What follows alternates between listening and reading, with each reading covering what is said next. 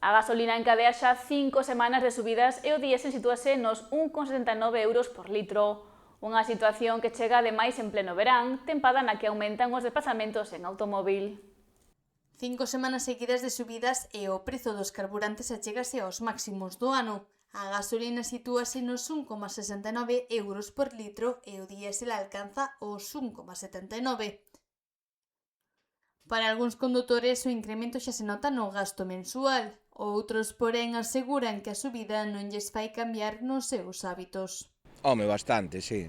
Sí, ao final subiu bastante o gasto do mes e o bo que a gasolina agora está máis barata que o diésel, entón, pois sí que agora temos un pouco máis de beneficio nós, pero é moi caro, sí, está jodida a cosa. Bueno, a mí no me afecta mucho porque siempre he hecho lo mismo, entonces la subida y la baja no me incumbe. Pues muchísimo, porque me afecta toda la movilidad. Suben muchísimo los precios y va a llegar un momento que va a ser imposible.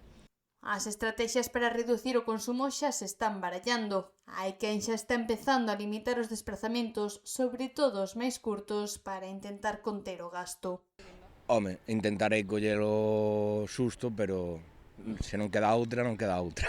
Pues en una parte sí, porque desplazamientos cortos no los hago y solo hago desplazamientos largos porque no tengo más remedio.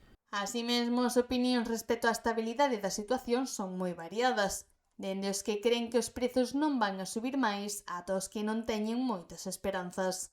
Si Trump e Europa sigue permitindo o que están permitindo facer ali en Irán, pois seguramente siga subindo ou acabemos peor do que estamos. Yo creo que cuando todo el mundo vuelva a su casa, bajará. No tiene por qué. No, ¿por qué?